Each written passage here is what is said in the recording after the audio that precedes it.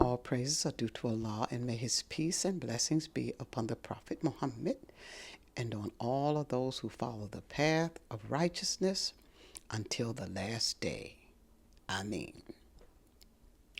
My team and I are not affiliated with any political group, any organization, or movement. These stories are personal.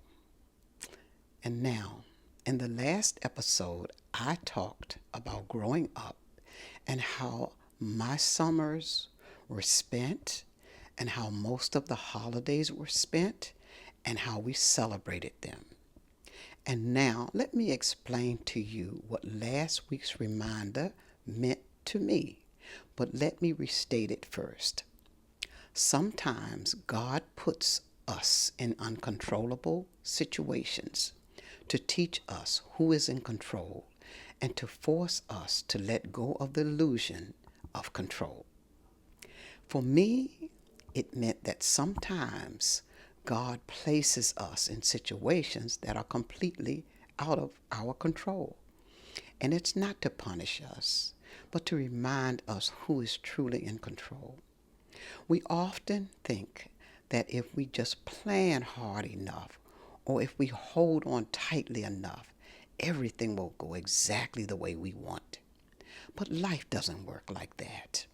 When things slip from our hands, it can feel scary. Yet, it's a lesson from God, a way of teaching us to let go of the illusion of control. So those things seem to be invitations for us to surrender and for me to trust and to lean on the one who already knows the outcome, and that's God. And I want to make this dua. I ask you, Allah, help us trust in you when things feel uncertain. Remind us that you are the one in control, and give our hearts peace in surrendering to your will. Ameen. So please let us know in the comments what your interpretation was of this reminder. And now remember that the remainder of this episode will be in audio only. Thank you and enjoy. Greetings of peace, everybody, and welcome. I am now 18 years of age. I've finished high school, about to start college, and I had a nice job lined up. So everything seemed to be on track. But I ended up being the first one out of all my friends and peers to have a baby. Now, I didn't plan on getting pregnant. I was just looking for love in all of the wrong places. Me and a couple of my girlfriends had this big crush on these three guys that always hung out together. We thought we were slick, skipping school just to go to places where they were. Now, the one I liked was handsome. Now, in those days, we looked at people from the way they looked outside and the way they dressed. We never had any idea about how to look on the inside. What did we know? We were children. But nevertheless, he was fine, had that charm. And I just knew that I was in love.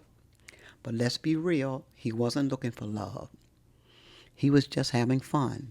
And I didn't realize I was just part of the game being played and got pregnant as a result. You know, I could kind of see why my mom made some of the choices she made. These guys were very enticing and intriguing, and they knew how to play you to get what they wanted. How could I have failed for those lines that were presented to me?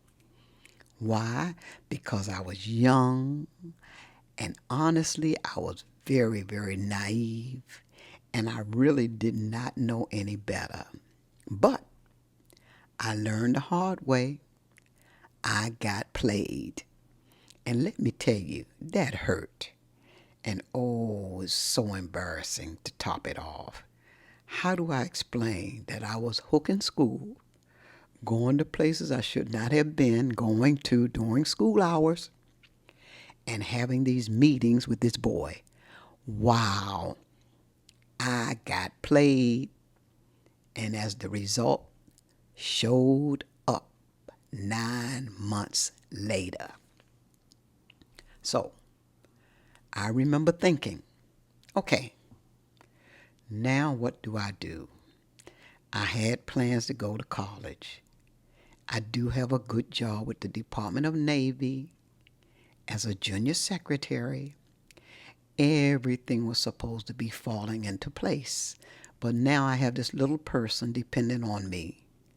She will be needing diapers, clothes, doctor's visits, and more than anything. She needs to be loved, cared for, and protected. Now, the good thing was that my mother, my grandmother, and even my uncle's girlfriend stepped in.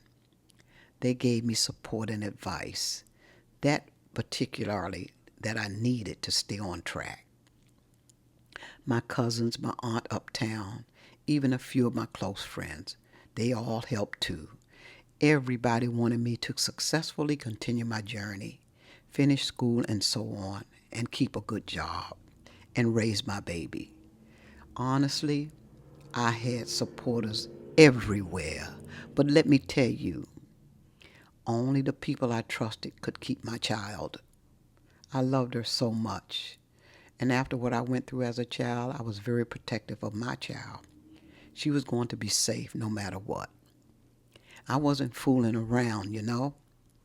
I went straight back to work on my full-time job, even though I hadn't started college yet. That was soon to come if I lived and nothing happened. Now, my older brother used to see my daughter's father out and about, and he'd give me a little report. He'd tell him how she was doing. But the one thing my mother couldn't do, one thing my brother couldn't do, was make that man care. And you know, it's easy for a man to make a baby, but being a father, that's something else entirely. Now, I must admit, this guy did not force me to do anything I didn't want to do. And I later found out that he had 3 or 4 other girlfriends. And guess what? We were all pregnant around the same time. Now, my mother did give me some good advice. Stop trying to force him to be around. Stop begging him to see the baby. And don't chase after him. He knows that she is here. So, my baby did not have a daddy, just like me. Child support was out of the question because he did not work. I knew, though, that I would succeed because I had plans, and I kept praying that I would have a career, my own home and such, if I lived and nothing happened. But I grew to hate that guy. I made up my mind. He would not be a part of my child's life, even if he wanted to be. And now looking back, I can really sympathize with my mother. I was going through the exact same thing she had gone through. But of course, she really did want my father to be there, but he chose not to be. Now, I don't know for sure, but I can see the possibility now. But making that same mistake repeatedly is what I could not understand about her situation. But such was her life. The one thing I knew for sure is that I was never, ever going to have another child. The responsibility with this one was huge, and I couldn't even picture myself with multiple kids. Just the thought of it turned me off completely, and I made a commitment to myself right then and there that I was determined to keep working. I will go to college, buy myself a car, get my own apartment, and live my life. And I knew I couldn't do any of that if I had more babies. What was such a blessing was that my daughter was loved by everybody. And I do mean everybody. She was the only baby amongst us that grew up together, all of us youngsters that grew up to be adults. She was very special to everybody, especially everybody. But she was not special to her father because he didn't even know her. Now, even my oldest brother would take time out of his days to spend time playing with her or even babysitting her. My younger brothers and sisters, they were old enough to help out as well. And God is truly great. And I thank Him so much for those blessings. Now, the baby was growing so fast. She was learning to walk, talk, and do all of those little things that made you proud. I only thought about her father when my brother mentioned seeing him. Other than that, he was pretty much out of my mind. And now I am still tied to Columbia Road, though, and the Harvard Street community. So one day after work, I remembered wanting to go to Harvard Street. I think there was something supposed to be like a party or something. I don't really remember exactly, but I needed my mother to babysit. My daughter was 10 months old then, and my younger siblings were at home too, so I knew she had plenty of support around her. And that night, instead of heading straight home, I had this feeling like, you know, I don't want to go home tonight. Some funny feeling. It was an eerie feeling. So I decided to stay over at my aunt's house. I called my mother and let her know I was going to stay overnight. All was well. But that night I had a dream. And in the dream, I was at work, opening up the office like I always did. The phone rang. Someone asked, "Can I speak to Jacqueline Davis?" I said, "This is she." Then they said, "Is your mother's name Lorraine?" I said, "Yes." And then came the words, "Your mother has passed away. And this is Aunt Marie. We're all at Uncle Freddie's house, so come there." Now,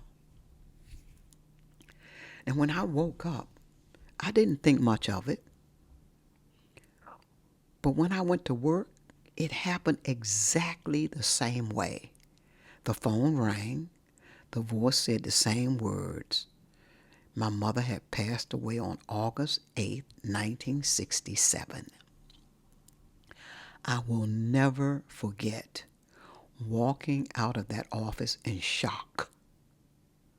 I wrote a note for my boss. It said, "I have to go. My mother's sick." I couldn't even bring myself to write the truth.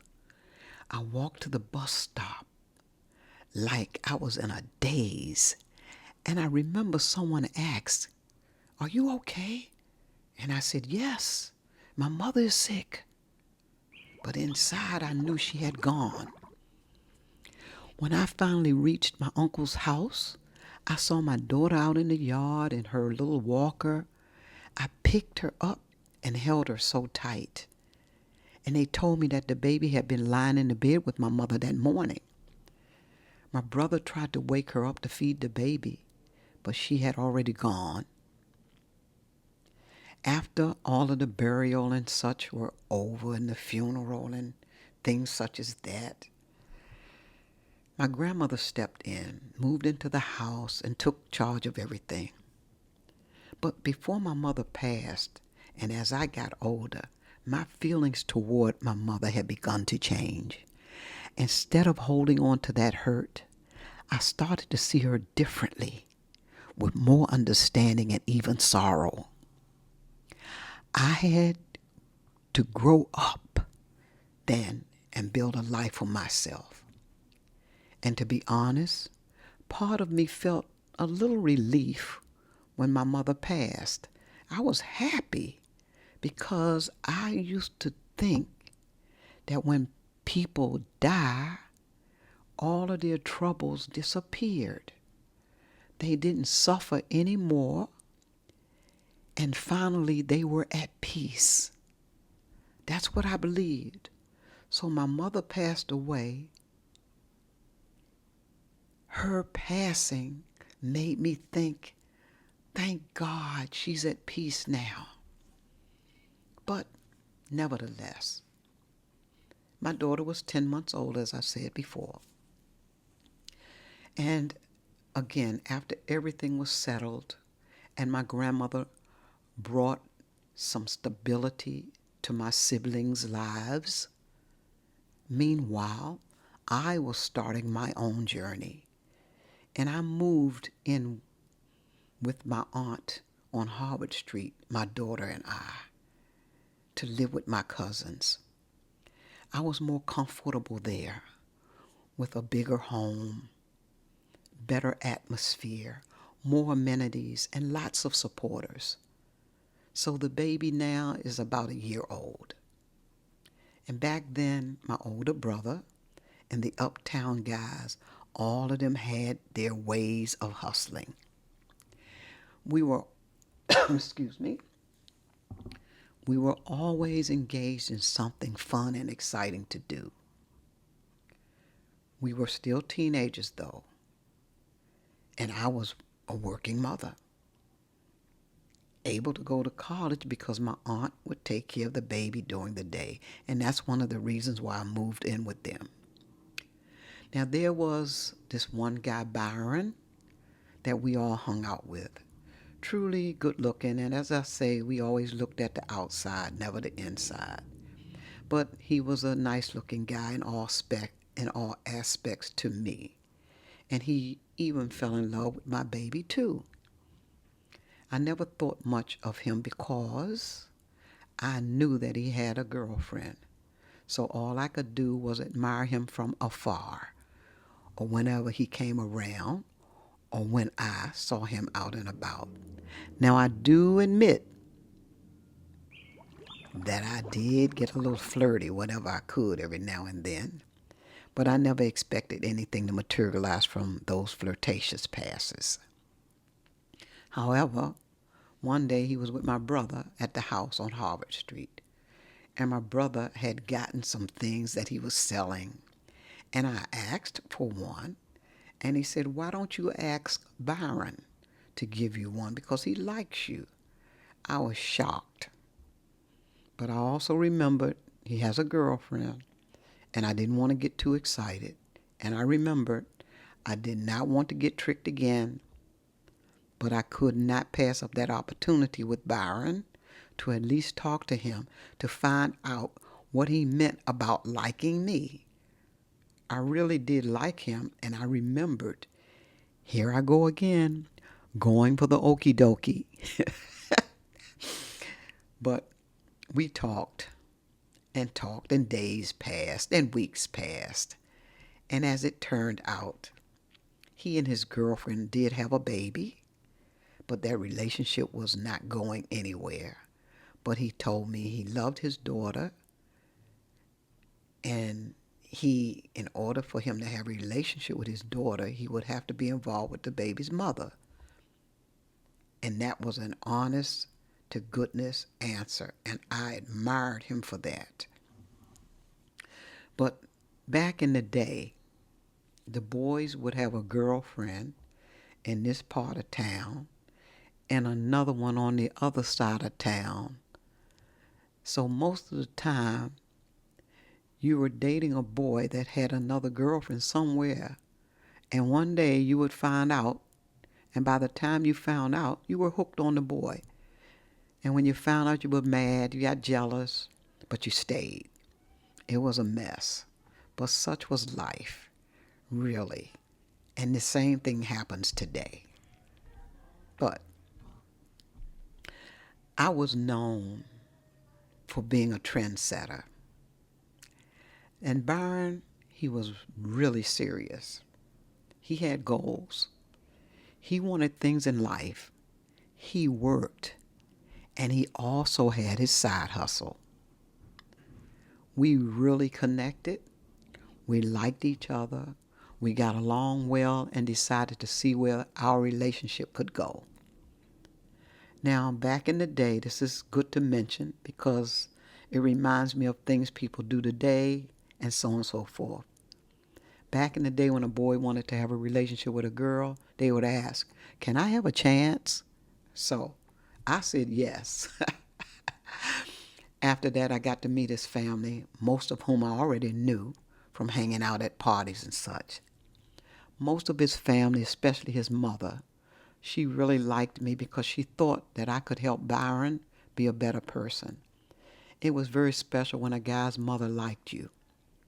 So, but now the problem was that a couple of his sisters were good friends with his baby's mother, and they didn't like me. And now the ex-girlfriend, she wants to make amends with Byron. But he's my man now, and we are committed. But now I'm having to deal with the baby mama drama. But I signed up for that, and I could hold my own because this guy was worth the struggle. And I'm going to stop here and continue in the next episode if I live and nothing happens. And this, my dear listeners, this is just the beginning of my journey from DC to Deen. Thank you all for your visit. Thank you for subscribing. And thank you for your thumbs up and your comment. Our reminder for the upcoming week is there are people out there who need you to do something nice while you can. One day you might be that person in need too. You never know. So do it from your heart and not out of pity. You will find it gets easier and easier until it becomes a way of life. And my dear listeners, until next Thursday, inshallah, peace.